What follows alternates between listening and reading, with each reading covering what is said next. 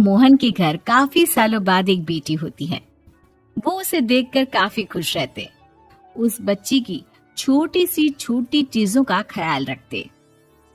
अरे महक बेटा, चाहे लड़का हो या लड़की, इतनी आजादी नहीं देते, बच्चा बिगड़ जाता है। आपको पता ही क्या है सासू माँ, चुप रहिए। हम दोनों कमाते ही क्यों हैं? इन बच्चों के लिए ना। देखिए तो कैसे प्यारे प्यारे पैरों से चल रही है, कितनी प्यारी लग रही है। अब मैं क्या इसके पैर काट कर बेड पर बिठा दूं इसे?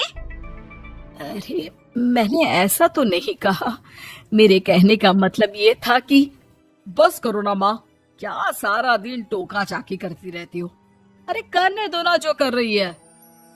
दोनों मियाँ बीवी अपने अपने काम में लग जाते हैं और सास मंदिर चली जाती है, लेकिन बेटी सौम्या घर में तेल का डिब्बा लेकर फैला देती है।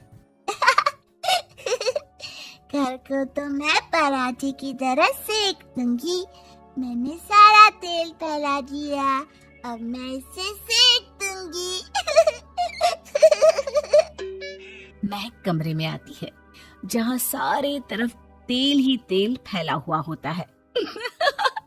अरे मोहन देखो तो, अपनी छोटी सी बच्ची की हरकत, पूरे घर में तेल फैला दिया।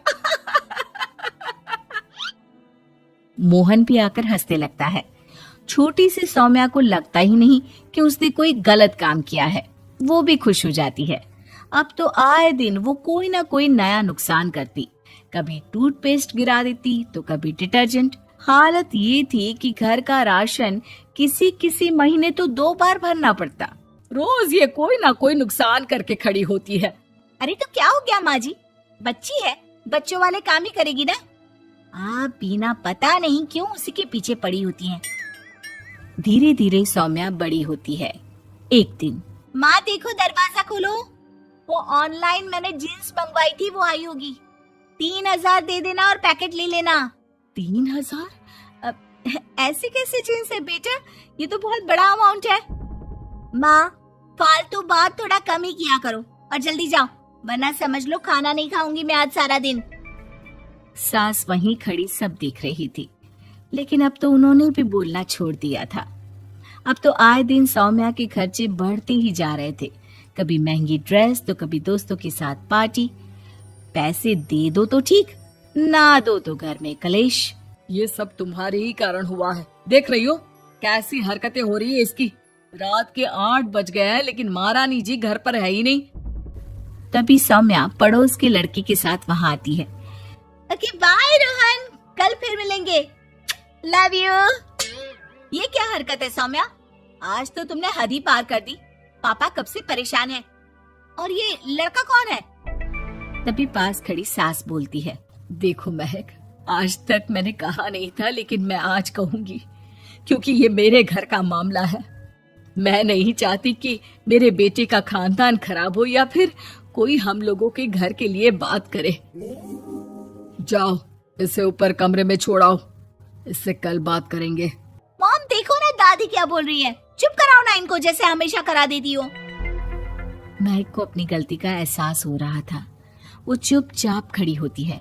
मोहन बेटी को अच्छे से कमरे में सुलाकर माँ के पास आता है। देखो ये लड़का ठीक नहीं है, अब तुम लोग इसकी शादी करवा दो, ससुराल वाले अपने आप देख लेंगे। शादी के बाद जिम्मेदारी पड़ेगी तो सब ठीक हो जाएगा। शादी अभी तो 25 की है ये। तो क्या 50 तक बैठाओगी? नहीं नहीं, ठीक कह रही है माँ, इसके लिए जल्दी से कोई लड़का देखता हूँ। अगले रोज सौम्या खाने के टेबल पर, मैं आप लोगों को बता देती हूँ, मैं रोहन से प्यार करती हूँ और उसी से शादी करूंगी। रोहन? वही ना सक्सेना का लड़का, वो सक्सेना जो पिछले महीने ही जेल से छूट कर आया है। वो जेल नहीं, काम के सिलसिले में अमेरिका गए थे। अच्छा, सक्सेना अमेरिका गया था तो क्या पैसा वैसा कमा कर नहीं आया? ये देख रही है ब्लाउज, उसकी बीवी ने सिला था मेरा। पैसे की कमी का रोना रो रही थी, पति को कोस रही थी कि जुआ खेलते पुलिस ने पकड़ा और लगी लगाई नौकरी भी छूट गई।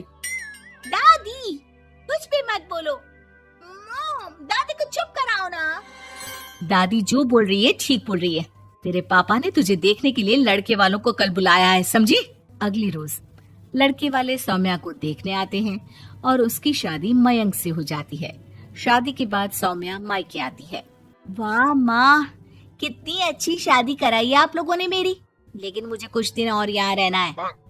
अरे बेटी, ये तेरा ही तो घर है, जितनी मर्जी रह। और क्या, दामाद जी कैसे हैं? अरे वो मयंक नहीं आया, कल शादी, आज तो अकेले, सब ठीक तो है ना? महक एक बार फिर सास पर चढ़ बैठती है। अब बस करिए ना माँ जी, अब तो ज्यादा ही हो रहा है। माना आपकी कुछ बातें मैंने नहीं मानी, लेकिन अब ये मेरी बेटी मायके आई है तो क्या उसका मतलब यही कि वो लड़कर आई है? हाँ पीना। सौम्या दादी की तरफ देखकर मुस्कुरा देती है, जैसे उन्हें चिढ़ा रही हो। दादी, मैं लड़कर नहीं बल्कि ये बता कर आई हूँ कि मुझे कुछ दिनों के लिए यहीं रहना है, माँ के पास। मेरा मन धीरे धीरे ही तो ससुराल में लगेगा। अब अगर आप बोलती है तो चली जाती हूँ मैं। अरे नहीं नहीं बेटी, ये मतलब नहीं था तेरे दादी के बोलने का। सौम्या कमरे में चली जाती है और अगले ही पल जींस टॉप पहनकर बाहर आती है। माँ, मैं ना अपनी सहेली के घर जा रही हूँ, आने में देर हो जाएगी, खाना मैं वहीं खा लूंगी। सौम्या सहेली के घर चली जाती है। अरे सौम्या ससुराल से आई है, कहीं दिखाई नहीं दे रही।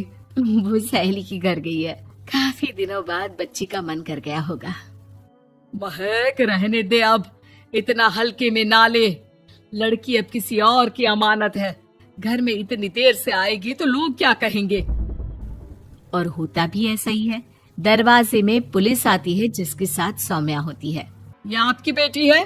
जी जी, लेकिन क्या हो गया? पापा, मैं और रीना घूम रहे थे तो रोहन वहाँ आ गया। उसने मेरे गहने खींचने की कोशिश की, जब मैंने नहीं दिया तो मुझे धक्का मारकर मेरे गहने ले लिए। पापा, मुझे माफ कर दो, मुझे ना मयंक के पास जाना है। आप उसे फोन कर दो, वो मुझे ले जाएगा। दादी, आप ठीक कहती थी, वो अच्छा लड़का नहीं है। कोई बात नहीं बेटा, मयंक का फोन आया था, उसे तेरी याद आ रही थी, लेकिन वो तुझे भी अपनी जिंदगी जीने से नहीं रोकना चाहता था। मैं उसे बोल दूंगी कि वो कल तुझे लेने आ जाए। अगले दिन, चलो सौम्या, मैंने आज रात की फिल्म की टिकट और 5 स्टार होटल में खाने के लिए टेबल बुक कर दी है। फिर क्या, सौम्या खुशी खुशी अपने ससुराल चली जाती है और महक को बड़ों के सीख की कीमत का पता चल जाता है।